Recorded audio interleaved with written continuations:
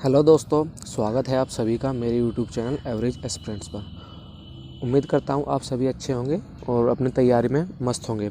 साथियों, इस वीडियो में हम बात करने वाले हैं कि आज 2 फरवरी से जो अभी एग्ज़ाम स्टार्ट हुआ है सिलेक्शन फ़ेज़ 9 का, एसएससी सिलेक्शन फ़ेज़ 9 का जो एग्ज़ाम हुआ है उसके बारे में आज एनालिसिस के बारे में बता देता हूँ कि आज का पहली शिफ्ट में एग्ज़ाम कैसा आया।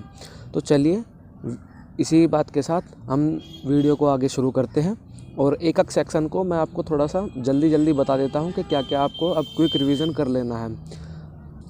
तो चलिए साथियों, देख लेते हैं हम पहले एक सेक्शन के बारे में, जीएस के बारे में, कि जीएस आज सिलेक्शन फ़ेज़ 9 के एग्ज़ाम में किस तरह की आई है। साथियों, मैं आपको बताना चाहता हूं कि आज की जो जीएस है उसको अगर आप देखना चाहें तो 2 तरीके से देख सकते हैं। करंट अफेयर की, उसमें करंट अफेयर के, और जो आप हिस्ट्री, पॉलिटी, ज्योग्राफी पढ़ते हैं उस सेक्शन में। अगर आप करंट अफेयर के देखेंगे तो आप 8 से 9 क्वेश्चन करंट अफेयर के आज आपको पहली शिफ्ट में देखने को मिले हैं, और जो अगर उनसे अदर क्वेश्चन फिर यहाँ से देखने को मिले हैं।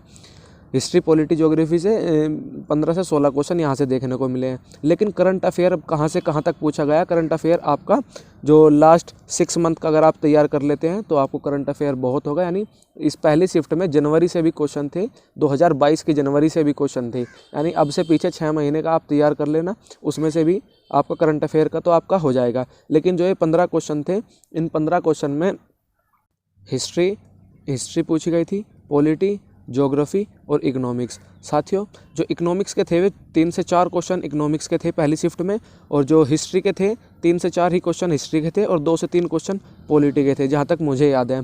ज्योग्राफी का भी 1 से 2 क्वेश्चन ज्योग्राफी का था, और बाकी क्वेश्चन स्टैटिक जीएस से पूछा गया था। तो चलिए मैं आगे आपको अलग दूसरे सेक्शन के बारे में बता देता हूं कि हम बात कर लेते हैं रीजनिंग के बारे में, कि रीजनिंग कैसी पूछी गई है।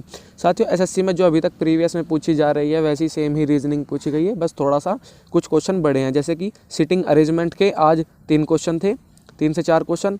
और ऐसे ही आप अगर सीरीज़ देखेंगे तो अल्फ़ाबेट सीरीज़ और नंबर सीरीज़, यानी इस बार भी सीरीज़ भारी है रीजनिंग की। जैसे पहले आती थी एसएससी की, आपने पहले ही प्रीवियस लगाए होंगे, सेम उसी तरह से सीरीज़ आ रही है। आप वो सब प्रैक्टिस कर लीजिएगा।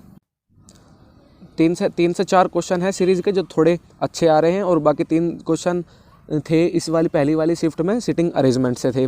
और बाकी मिरर इमेज हुआ, या फिर आपका वाटर इमेज हुआ, कंक्लूजन, स्टेटमेंट एंड कंक्लूजन हुए। कंक्लूजन के भी 2 से 3 क्वेश्चन थे। यानी ओवरऑल 25 क्वेश्चन थे, और 25 के 25 अच्छे क्वेश्चन थे। ऐसा नहीं है, जिसमें से एवरेज स्टूडेंट भी मतलब 18 से 19 क्वेश्चन, 20 क्वेश्चन तक कर सकता है। तो मैं आपको पहले बता देता हूं कि आप रीजनिंग में थोड़ा समय बचाकर चलना। अगर आपको लगे स्टेटमेंट बढ़िया तो आप छोड़ देना, क्योंकि लास्ट में क्वेश्चन इजी मिल जाएंगे। तो चलिए देख लेते हैं नेक्स्ट सेक्शन के बारे में, इंग्लिश के बारे में। साथियों, इंग्लिश का सेक्शन के बारे में आपको ज़रूर बताना चाहूँगा, ये आपके लिए जानना बहुत ज़रूरी है अगर कोई स्टूडेंट इंग्लिश शुरू में अटैम्प्ट करता है। यानी इंग्लिश में पूछा क्या क्या गया है। इंग्लिश में 25 क्वेश्चन पूछे गए हैं। 25 में से किस तरह से पूछे गए हैं। साथियों, इसमें आज की पहली शिफ्ट में ग्रामर का कोई क्वेश्चन नहीं था, सिर्फ फिलर थे, वो भी वोकैब बेस्ड फिलर थे। ग्रामर का कोई भी एरर या इम्प्रूवमेंट नहीं पूछा गया।